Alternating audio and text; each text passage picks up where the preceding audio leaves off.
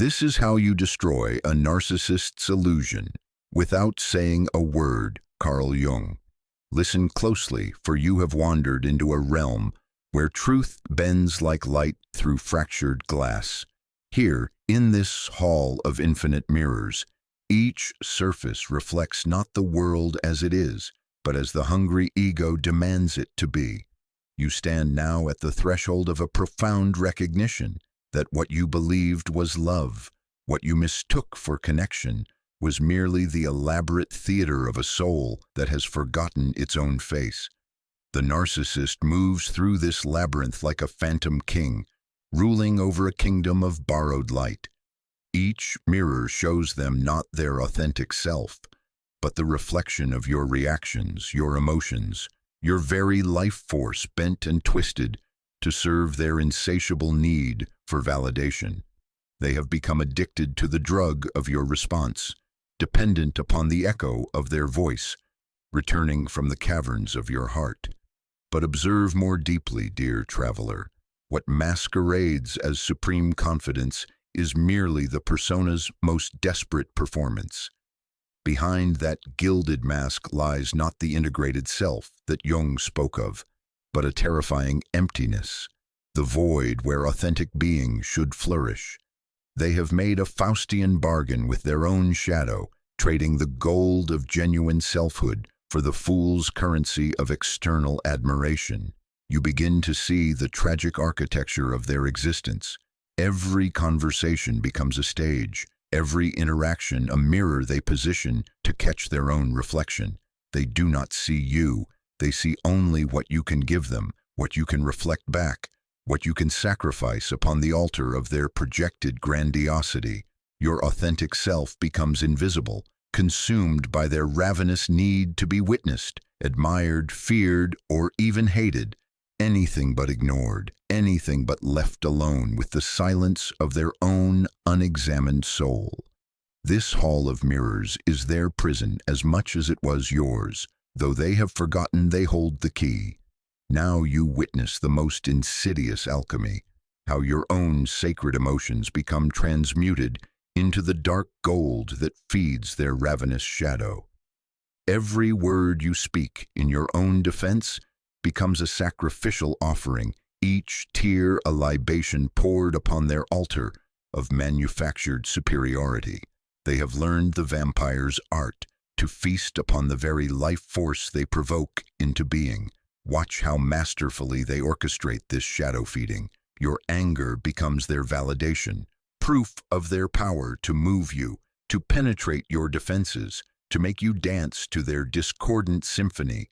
Your tears become their intoxication, a wine that confirms their ability to affect, to wound, to matter in ways their unlived authentic self never could. Even your confusion serves their twisted purpose, for in your bewilderment they find confirmation of their imagined superiority. But peer deeper into this psychological theater, and you will discover the most tragic truth of all. Beneath this grandiose inflation dwells a wounded child, terrified of their own inner emptiness. They have learned to externalize their very sense of self, to locate their identity not within the sacred chambers of their own heart, but in the reactions they can extract from others. Like Narcissus gazing into the pool, they have fallen in love with a reflection that can never love them back. In the depths of their unconscious, they have struck that ancient bargain, trading the difficult path of individuation for the seemingly easier currency of constant external validation. Yet this creates an insatiable hunger, a bottomless void that no amount of emotional supply can ever truly fill. They become addicted to the drama they create, dependent upon the chaos they sow, for in the eye of their manufactured storm, they mistake turbulence for significance, reaction for relationship. The wounded child within them cries out for authentic connection, but they have forgotten the language of genuine intimacy. In the ancient alchemical texts, the philosophers sought the prima materia, that raw, undifferentiated substance from which the golden stone of transformation could be born. But this sacred work required one essential element: stillness, the patient, unwavering presence that allows base metal to transform into something imperishable and pure. You must now become like stone, not the cold, lifeless granite of indifference, but the warm, living stone that has learned the secret of remaining centered while storms rage overhead. This is the alchemical wisdom that the narcissist's inflated ego cannot comprehend, that true power lies not in reaction, but in conscious non-reaction, not in the thunder of defensive words, but in the pregnant silence that refuses to dance to their manipulative symphony. When you cease to provide the emotional resonance they desperately crave, when you withdraw your energy from their psychological theater, you begin the most sacred work of all: the destruction of illusion through the simple act of authentic being. The stone does not argue with the tempest, does not justify its existence to the wind, does not plead for understanding from the lightning. It simply remains, weathering all storms while maintaining its essential nature. This is not passive resignation, but the most powerful form of active resistance, the conscious choice to remain grounded in your own truth, while chaos swirls around you. In your stillness, their projections find no surface to adhere to. In your silence, their provocations echo back to them unanswered, creating the space where their own shadows must finally be confronted. You become the immovable center around which their manufactured drama reveals its own emptiness, its own desperate hunger for the very authenticity they have abandoned. Behold the magnificent inevitability of Enantiodromia, Jung's profound observation that all things transform into their opposite when taken to their extreme. Without your participation, without your emotional investment in their manufactured drama, the narcissist's carefully constructed reality begins to crumble like ancient ruins, finally exposed to time's inexorable truth. Their grandiose castle, built upon the shifting sands of others' reactions, cannot stand when its foundation, your response, is removed. You witness now the terrifying beauty of psychological law in action. The false must eventually yield to the authentic. The inflated must collapse into deflation. The shadow must return to its rightful owner when there is no longer another willing to carry its projection. Watch as their inflated superiority transforms before your eyes into its opposite: confusion, rage, and the desperate flailing of an ego suddenly confronting its own insubstantiality. They who once seemed so powerful, so commanding, so utterly in control, now reveal themselves as utterly dependent upon your participation in their grand illusion. Without an audience for their performance, without a mirror for their false glory, they face the most terrifying prospect of all: their own unwitnessed existence. This is not cruelty, but natural law, the cosmic justice that restores balance when artificial inflation meets the immovable reality of authentic being. In your silence, in your refusal to feed their phantom kingdom, you become an unwitting agent of truth, returning their projected shadows through the simple act of non-engagement. Their rage at your withdrawal is merely the death cry of an illusion that can no longer sustain itself without your unwitting collaboration. In this moment of profound rupture, something sacred and terrifying occurs within the depths of the psyche. When you stop reflecting their desired image back to them, when you cease to be the compliant mirror in their hall of manufactured illusions, the narcissist suddenly confronts the most frightening abyss of all: the absence of the reflected self they have mistaken for their true identity. For so long they have existed only in the gaze of others, only in the reactions they could provoke, only in the emotional responses they could extract. Like a miser counting coins, their sense of self has become entirely externalized, dependent upon your eyes to see them, your emotions to validate them, your very being to confirm their existence. Without your participation in their psychological drama, They are forced to face what the mystics call the dark night of the soul, that terrifying encounter with authentic solitude. This confrontation with the unmirrored self shatters the carefully maintained persona like glass against stone. All the elaborate costumes, all the practiced performances, all the grandiose narratives they have woven around their false identity suddenly reveal their gossamer fragility. In the silence of your withdrawal, they meet something they have spent their entire lives avoiding, themselves unadorned and unwitnessed, naked before the mirror of their own consciousness. The raw wound of their unlived life stands exposed now, no longer hidden, behind the comfortable distraction of your reactions, your anger, your tears, your confusion. In your silence, you offer them, though they may never have the courage to accept it, the greatest gift imaginable, the opportunity for genuine self-encounter, the terrible mercy of meeting their authentic soul. Like the hermit in the ancient tarot's wisdom, you must now learn to carry your own light, that eternal flame that burns independent of all external validation or condemnation. This is the profound initiation that narcissistic encounters offer to the conscious soul, the sacred opportunity to develop authentic self-validation, to discover the luminous self that exists beyond all personas, all masks, all desperate performances. As you withdraw your energy from their theater of shadows, something remarkable begins to unfold within the sanctuary of your own being. You start to recognize that inner flame, not the borrowed fire reflected from another's gaze, but the original light that has always burned within the depths of your authentic nature. This is the light that needs no audience, no witness, no external confirmation of its reality. The narcissist's greatest fear, abandonment, insignificance, the terrible silence of an unwitnessed existence, becomes your greatest teacher.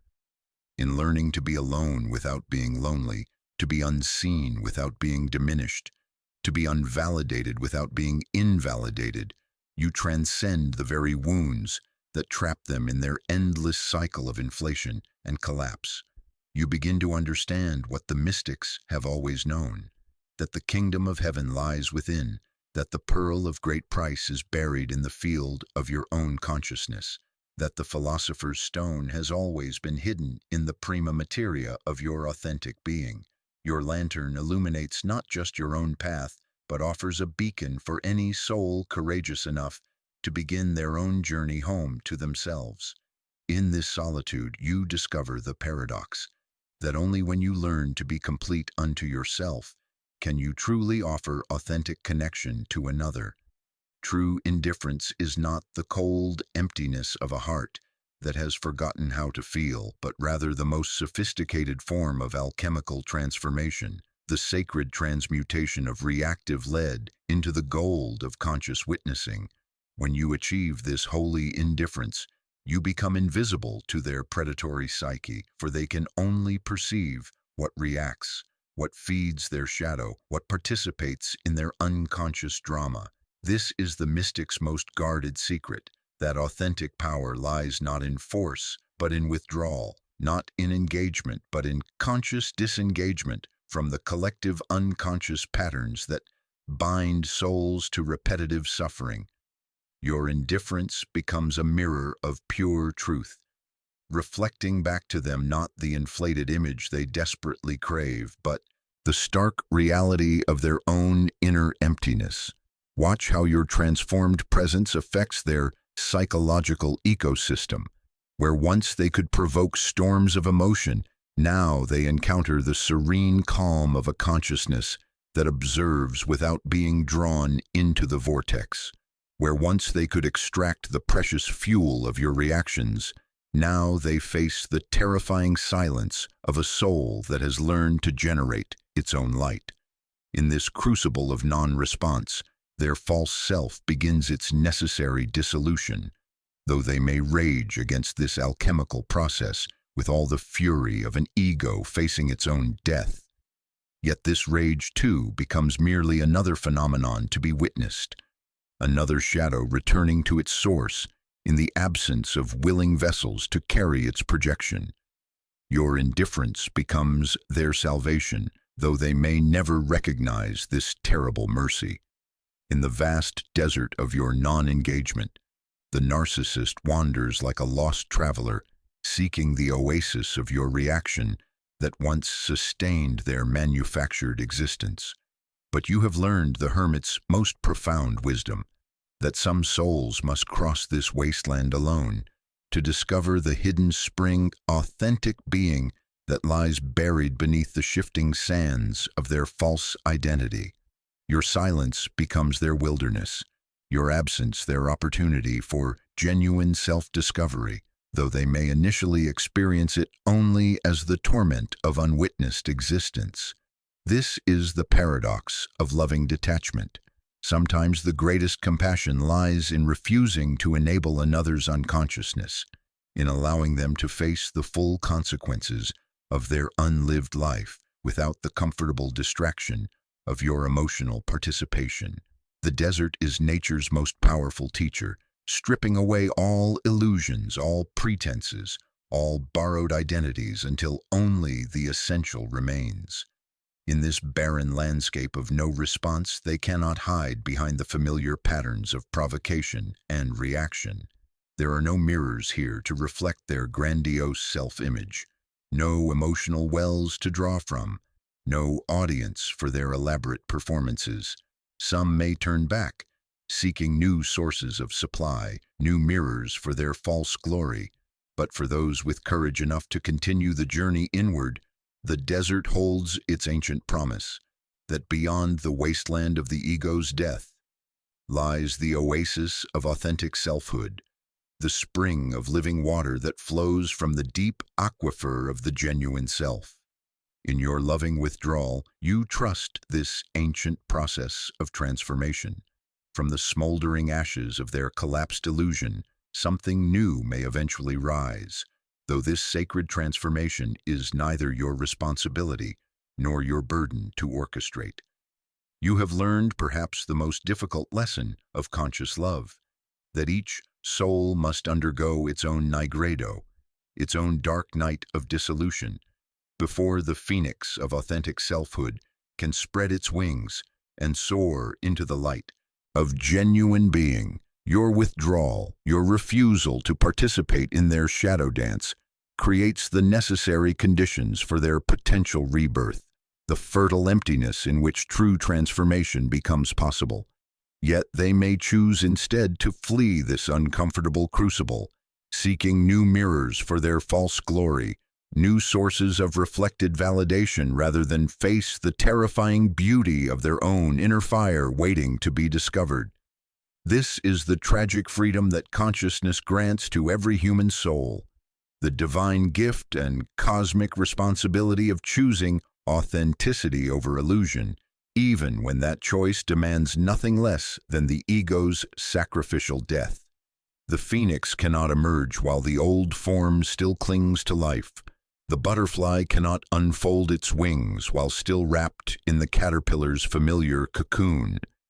You cannot make this choice for another soul, no matter how deeply you may love them, no matter how clearly you can see their hidden potential. You can only make this choice for yourself, again and again, trusting that your example of authentic being might illuminate the path for those ready to walk it. Some will see your flame and kindle their own. Others will curse the darkness and seek easier paths. In releasing them to their own journey, you honor both their sovereignty and your own sacred transformation. In the sacred architecture of your transformed psyche, you have learned to post guardians at the gates of your consciousness, wise sentinels that recognize the subtle difference between genuine relationship and psychological vampirism. These inner guardians do not attack or defend with the crude weapons of aggression. They simply discern, allowing authentic connection to flow while remaining unmoved by the invasive tentacles of manipulative projection. This is perhaps the most precious fruit of your journey, through narcissistic encounter, the development of impermeable boundaries that protect not through hardness, but through the crystalline clarity of unshakable self-knowledge. You have become sovereign in your own inner kingdom, no longer subject to the emotional taxation that unconscious relationships demand from those who have not yet learned to distinguish between empathy and emotional enmeshment. The narcissist's projected shadows now bounce off your newly forged armor of authentic selfhood like arrows striking diamond, returning to sender like letters addressed to destinations that no longer exist within your psychological landscape, where once their provocations found fertile ground in your reactive patterns.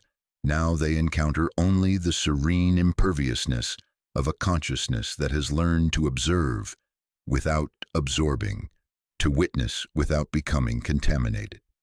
You recognize now the sacred difference between feeling with another and feeling for another, between genuine compassion and codependent rescue fantasies. Your temple stands inviolate, its gates open only to those who approach with authentic hearts, its inner sanctuary protected by the guardian wisdom that knows the difference between love and psychological predation. Your silence becomes more eloquent than any words could ever be, a profound statement that transcends the poverty of language and strikes directly at the heart of illusion with the sword of uncompromising truth. In this pregnant quiet, in this conscious refusal to fill the void, they project outward with your emotional substance. You speak the only truth that ultimately matters. That authentic being needs no external validation, no reflected glory, no borrowed light from another's manufactured flame. This silence is not the passive absence of sound, but the most powerfully active force imaginable, the deliberate withdrawal of energy from unconscious patterns, the conscious refusal to participate in the collective sleep that mistakes drama for depth, reaction for relationship, chaos for connection. Your quiet presence becomes a living koan, a wordless teaching that challenges every assumption their false self has built its rickety kingdom upon. In the space of your non-response, something sacred occurs.